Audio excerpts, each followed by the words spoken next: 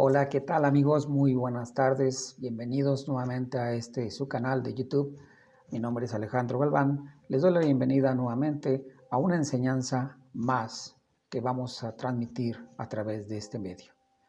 Durante este tiempo estaremos enseñando un poco de lo que Dios quiere que hagamos en tiempos de la pandemia. Cómo vencerla, cómo derrotarla, cómo acabar con ella. El secreto no está en una medicina, el secreto no está en cómo a veces cubrirnos, protegernos, aunque nos va a ayudar mucho. Es necesario protegernos con cubrebocas y los elementos que nos dan y las enseñanzas y los mandamientos o lineamientos que nos está dando la Secretaría de Salud a través del gobierno federal y pues en algunos lugares los estatales o municipales. Debemos hacer caso. Pero también hay algo muy importante que debemos hacer y es lo que quiero enseñarte el día de hoy. Hace unas semanas hablé con un amigo mío que él me comentó que él y su familia se habían contagiado de este virus. Él trabaja para una institución hospitalaria y pues lamentablemente se enfermó él y después pues obviamente su familia. Pero afortunadamente, gracias a Dios, están bien, han salido bien toda la familia de este elemento, de esta situación. Otra amiga mía también de hace muchos años, también ella y su familia se contagiaron. Es decir, este virus sí es verdadero y sí es real. Así que vamos a hablar del cómo enfrentarlo y yo creo y estoy seguro que podemos aprender de esto y aplicarlo en nuestras vidas para poder vencer a este virus. Bien, vamos a la palabra de Dios. Recordemos que la palabra de Dios es viva y eficaz y más cortante que espada de dos filos. Así que la palabra tiene vida y nos va a enseñar cómo poder enfrentar esta situación. Vemos entonces en la Biblia, en el libro de Números 16, una historia. Números 16, 42 al 50 podemos ver esta historia. Había una situación de rebelión muy fuerte en la nación de Israel. El pueblo se había rebelado contra su autoridad de gobierno, que era Moisés, y su autoridad espiritual, que era Aarón. Se habían rebelado contra ellos y sucede que Dios envía una mortandad a ese lugar debido a esa rebelión en contra de ellos, de las autoridades, pero también inclusive en contra de Dios, pues le reclamaban a Dios que porque estaban padeciendo en el desierto, porque estaban padeciendo una situación difícil y se rebelaron contra Dios. Así que sucede que empieza a suceder una mortandad, empiezan a caer gente muerta. Así que Moisés envía a Aarón y le dice, toma el incensario, pon fuego en él, corre, pon incienso y párate en medio de la congregación y haz expiación por ellos. Es decir, ponte en la brecha, clama, pide por ellos para que no llegue la mortandad a sus vidas. Aarón toma el incensario, pone el fuego, el carbón encendido, lo pone en el incensario y empieza a correr, y durante el trayecto pone el incienso, llega al lugar donde está la congregación, se para en medio de la congregación y prácticamente se puso entre los muertos y los vivos y cesó la mortandad. El incienso que le dijo que pusiera Moisés a Aarón fue importante, porque si Aarón hubiera ido solo, simplemente no sucede nada. Había que poner incienso en ese incensario, había que poner ese incienso, ya que produce humo y aparte un aroma que puede llegar a Dios. Era un clamor, era una oración, era una intercesión por el pueblo en ese momento. Estaba muy fuerte la situación de mortandad. De hecho, dice que ese día, por la rebelión que hicieron, murieron 14,700 personas. Por una rebelión, una mortandad terrible. Pero bueno, vamos a enseñar por qué sucedió esto. Ya vimos una rebelión, pero también vamos a ver por qué podemos poner incienso actualmente también. No ese incienso físico, pero sí un incienso espiritual. Pero también tenemos que ver por qué fue la clave para detener esta mortandad. En Éxodo 34, el versos 34 al 38, encontramos que Dios le da instrucciones a Moisés de cómo debería de hacer el incienso. No era nada más ve a la tienda y compra incienso. No, había que hacerlo. Y había que comprar los elementos, había que buscarlos. Entonces Dios le dijo, toma especies que son el estacte, la uña aromática, gálbano e incienso puro. Esos son los 4 elementos que le dijo Dios a Moisés que ocupara para hacer el incienso. Y vamos a describir cada uno de ellos, cuál era la finalidad o el punto por el cual funcionaba de alguna manera. Por ejemplo, el estacte era un aceite, una sustancia exudante de resina sacada de la savia del árbol de bálsamo. Sabemos que el bálsamo se utiliza médicamente como una medicinal, un cicatrizante, ayuda para las enfermedades respiratorias, es un calmante, lo usan mucho en la aromaterapia también, el bálsamo. Así que de alguna manera esta era la función del estacte, un aceite. Para poderlo sacar del árbol hay que hacer un proceso, de hecho todavía se sigue haciendo como en la antigüedad. Los lugareños tienen que subirse al árbol que aproximadamente mide 30 metros, entre 30 y 40 metros de altura. Y se tiene que ir subiendo a ese árbol con lazos, con sogas, y se van trepando, pero tienen que llevar una antorcha de madera del mismo árbol de estacte para poder prenderle fuego a toda la corteza o las partes donde van a sacar la savia, y con ese fuego lo ponen ahí hasta que empiece a sudar el árbol, empiece a sacar la savia, y lo rodean con trapos para que empiece a absorber, o estos empiecen a absorber el aceite que empieza a salir por el mismo calor que se está produciendo dentro. Esos trapos se dejan durante 25 días para que absorban la savia y comiencen a impregnarse de ella. Así que a los 25 días a ese árbol se vuelve a subir, se quitan los trapos que de alguna manera fueron puestos no solamente con la mano, así pegaditos, no, hay que golpear el árbol. Algunas veces utilizan clavos para fijar el trapo y golpeando el árbol para que pueda fijarse esos trapos. Se sacan después, como les digo, esos trapos se bajan y se echan en una vasija grande con agua ya previamente está hirviendo, se echan esos trapos, comienza prácticamente a separarse el aceite y el agua, y se hace después ya una separación entre el aceite y el agua. Hay que sacar y tirar el agua para que quede solamente ese aceite, que es prácticamente el bálsamo. Después prácticamente se sigue quemando para que tome, digamos, una contextura viscosa, gruesa, y adquiere un color oscuro. El bálsamo es con un color café muy fuerte o casi ya tirándole a negro. Como decíamos, es un bálsamo que ayuda médicamente. Bien, ¿qué representa esto entonces para estos tiempos? Esto comienza a darnos luz del proceso que tiene que pasar un árbol golpeado, quemado, azotado, para que pueda dar fruto, o digamos, sacarle su esencia, que es la savia.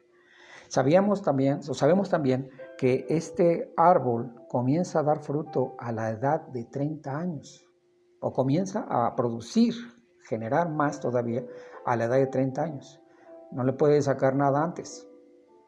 Sabemos que Jesús comenzó su ministerio a los 30 años. Sabemos que Jesús también es él es el doctor de doctores, médico de médicos. Así que representa a Jesús como ese bálsamo que necesitamos en nuestras almas. Jesús representa ese bálsamo para nuestras vidas. Y de hecho lo podemos ver en Isaías 53. Despreciado y desechado de los hombres, varón de dolores, experimentado en quebranto, y como que escondimos de él el rostro, fue menospreciado y no lo estimamos. Ciertamente llevó Él nuestras enfermedades y sufrió nuestros dolores, y nosotros le tuvimos por azotado, por herido de Dios y abatido. Mas Él herido fue por nuestras rebeliones, molido por nuestros pecados. El castigo de nuestra paz fue sobre Él, y por su llaga fuimos nosotros curados. Sabemos que esos trapos habían sido puestos en agua para que soltaran el aceite. Pues no se queda ahí nada más. Se sacan esos trapos y se amarran y se comienzan a meter a una prensa. Es decir, se empiezan a retorcer de una manera que vuelta tras vuelta tras vuelta saque todavía todo lo que quede todavía dentro de ese trapo. Todo lo que logró absorber a la hora de que se está trenzando, se le llama prensado a ese proceso, lo prensan para que saque todo hasta la última gota del aceite o de la savia, que posteriormente se convierte en ese bálsamo que ayudará para que pueda producir un aroma, y además de producir aroma, también trae curación. De hecho, como les decía, es utilizado en aromaterapia para, al respirarlo, traer limpieza, traer sanidad, inclusive en algunos casos.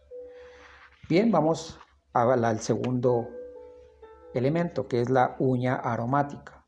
Es una concha de molusco marino de nombre científico llamado Ungis odoratus, que tiene forma de una uña y se encuentra en el Océano Índico, y al ser quemado produce su aroma.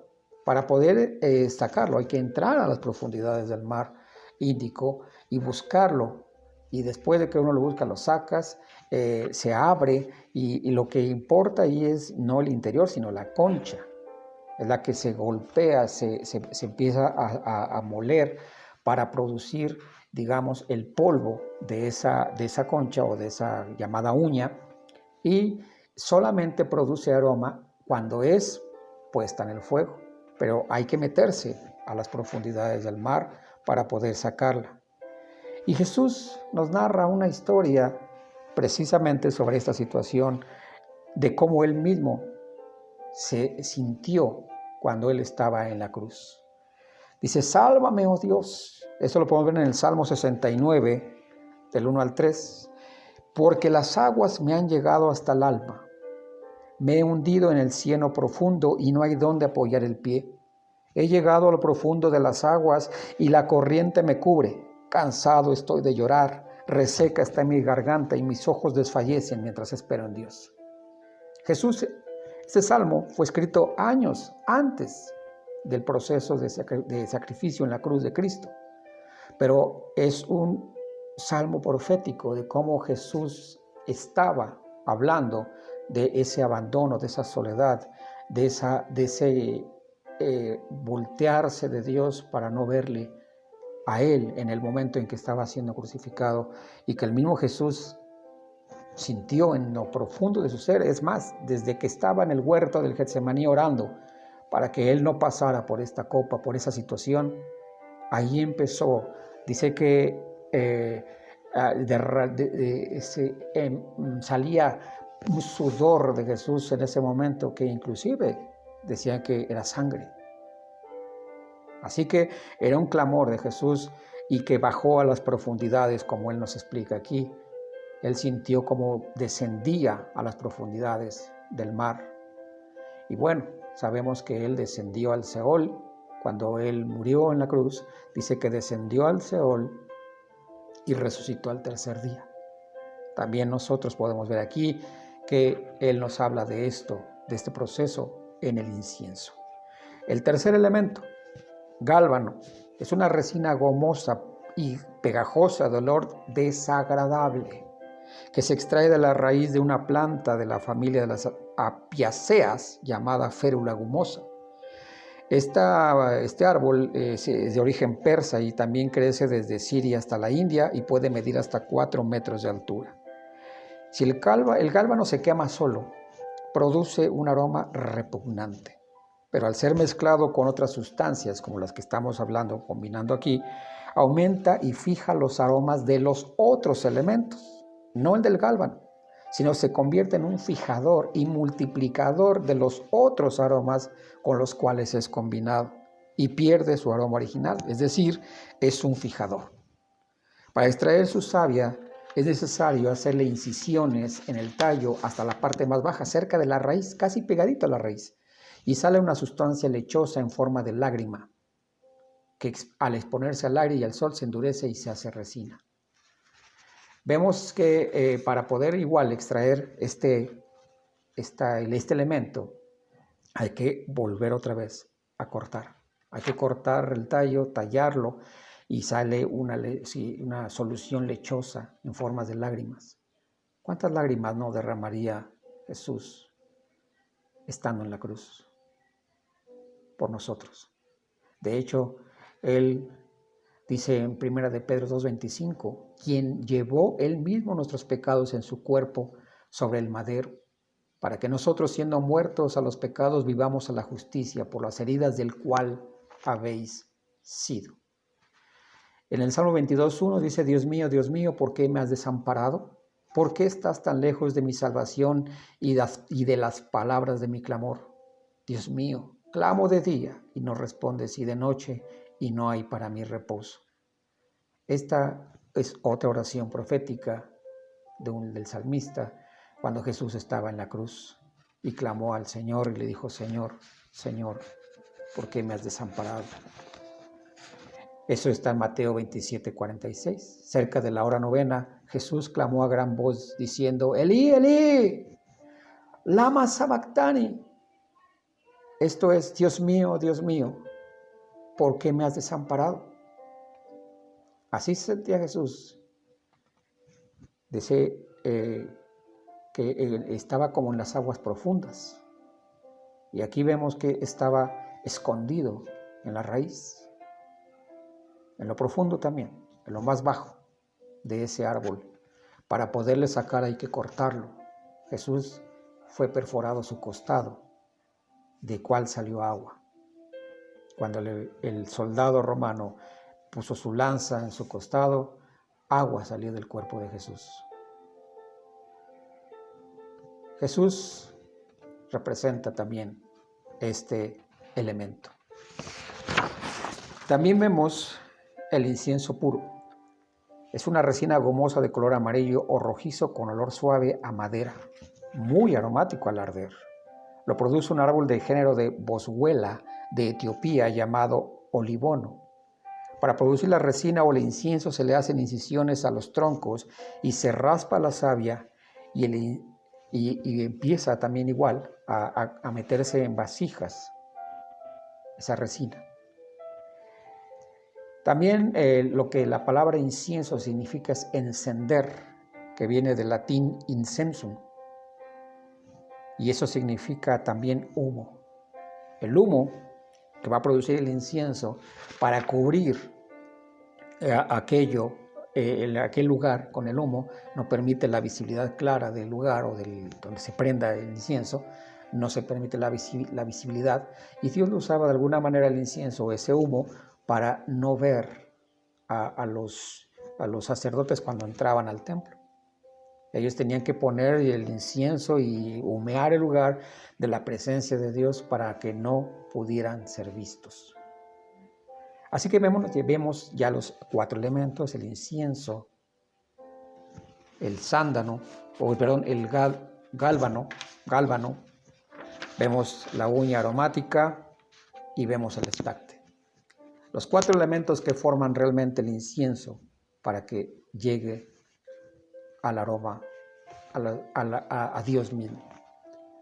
Eso fue lo que llevaba en su incensario Aarón. Estos 4 elementos estaban en ese incienso. Y eso representa cómo poner a Jesús al frente. Cómo nosotros, como hijos de Dios, con el compromiso de creerle a Dios, no de creer en Dios, porque dice la palabra que muchos creen, de hecho, hasta los mismos demonios creen. Una cosa es creer en Dios, la otra es creerle a Dios, que lo que dice su palabra es verdad, es verídico, es auténtico y es vivo, como dijimos al principio. Estos 4 elementos hablan de sacrificio, de sumisión, de pureza. El incienso puro de un corazón puro delante de Dios. Del gálbano, de ir a lo profundo de la raíz de nuestros corazones. Que nada esté escondido ahí. Hay que abrir para poder sacar lo profundo de nuestros corazones. La uña aromática hay que descender. Habla de humillación. Humillarnos delante de Dios. Un corazón que se humille, contrito y humillado delante de Dios. Y el estacte. Un corazón sano.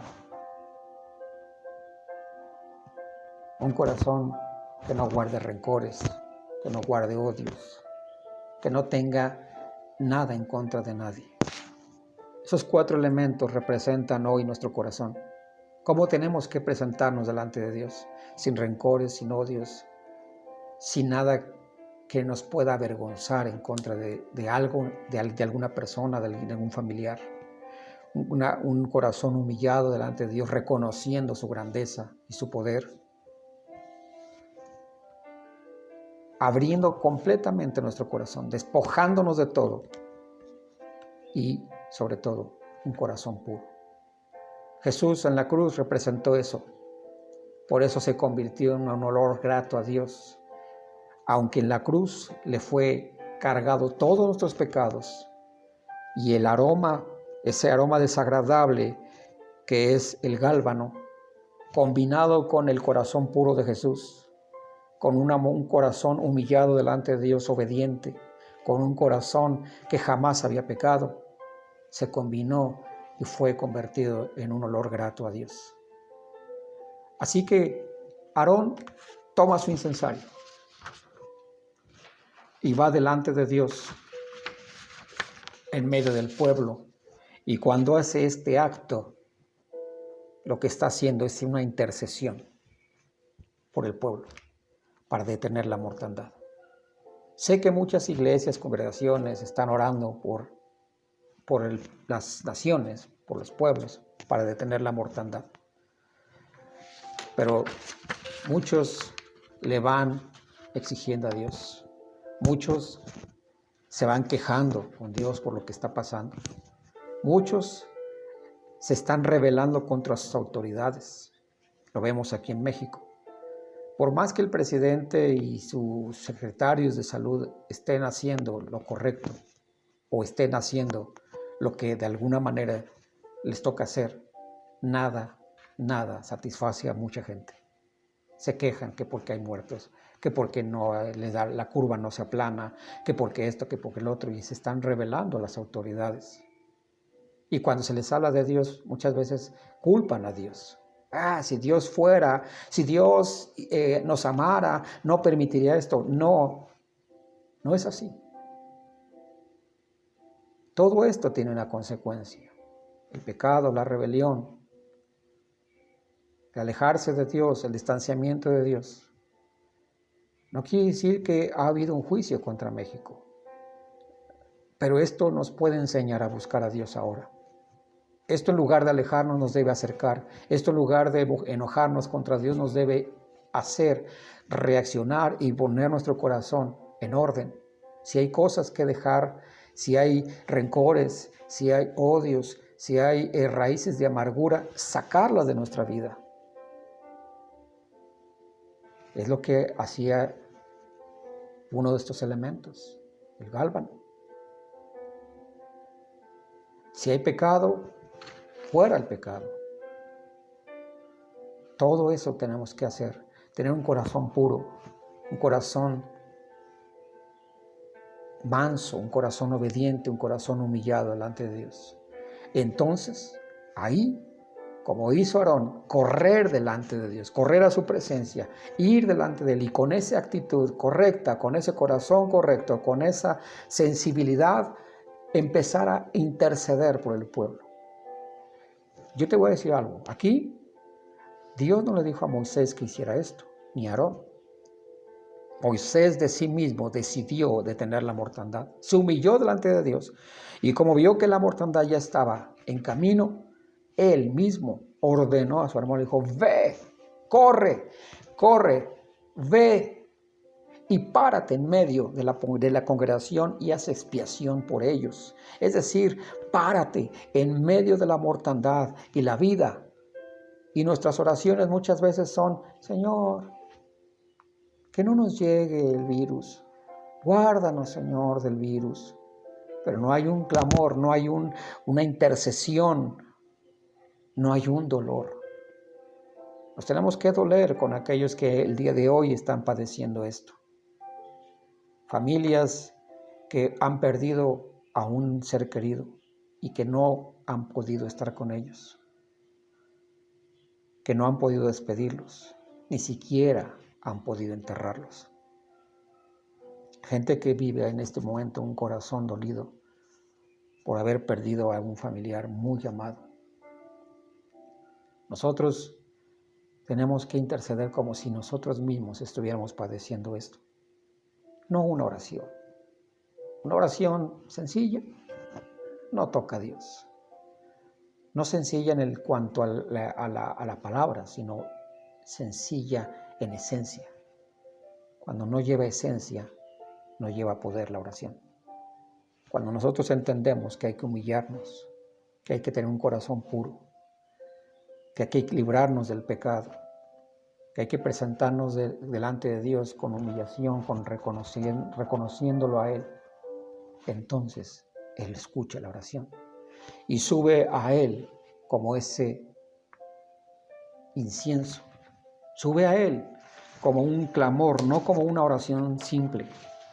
De hecho, Dios nos enseña a través de su palabra, dice en Apocalipsis 5:8, cuando tomó el libro, los 4 seres vivientes y los 24 ancianos se postraron delante del Cordero, y cada uno tenía un arpa y copas de oro llenas de incienso, que son las oraciones de los santos. ¿Se dan cuenta cómo es importante entender cómo debemos orar? No es solamente una oración, una palabra. Tiene que salir desde adentro del corazón, que se convierta en ese incienso que toque el corazón de Dios. En el Salmo 141:2 dice: sea puesta mi oración delante de ti como incienso, al alzar de mis manos como la ofrenda de la tarde. Apocalipsis 8:3 dice: otro ángel vino entonces y se paró ante el altar con un incensario de oro, y se le dio mucho incienso para añadirlo a las oraciones de todos los santos sobre el altar de oro que estaba delante del trono. Y de la mano del ángel subió a la presencia de Dios el humo que habíamos comentado, del incienso de las oraciones de los santos. Nos damos cuenta entonces ahora qué importante es esto. El humo nos va a cubrir. El humo no permitirá que nosotros nos presentemos, diríamos, indignamente delante de Dios. Ya Cristo hizo esa obra en la cruz. Él se convirtió en ese incienso delante de Dios, que por eso hoy tenemos acceso al Padre. Pero no porque ya tenemos el acceso podemos entrar así desparpajadamente delante de Dios y exigirle, reclamarle, atrevernos. Inclusive algunos dicen que hasta le tuercen la mano a Dios para que les responda a sus oraciones. Y no es así. A Dios no se le tuerce la mano, se le toca el corazón a través de la actitud. Si tenemos que descender como descendió Jesús, humillarnos, hagámoslo. Si tenemos que perdonar, perdonemos. Si tenemos que dejar atrás rencores, hagámoslos. Si tenemos que entender que tenemos que sentir el dolor de los demás en nosotros mismos para orar de una manera diferente, hagámoslo. Tengamos y hagamos misericordia de los que hoy están padeciendo este virus. Hagamos una oración poderosa con un corazón contrito y humillado. Yo te invito a que juntos hagamos algo diferente. Despojémonos de todo aquello, dejemos atrás todo eso y vayamos delante de Dios con un corazón puro. Si hay que pedir perdón, hagámoslo. Si hay que pedir perdón a Dios, hagámoslo. Si hay que arrepentirnos, hagámoslo. No dejemos pasar las cosas así y hagamos que no sabemos. Oremos en este tiempo. Padre, en el nombre de tu amado Hijo Jesús, venimos delante de ti, Señor, en una oración con un corazón contrito y humillado, un corazón que te reconoce a ti, un corazón que busca, Señor, obedecerte.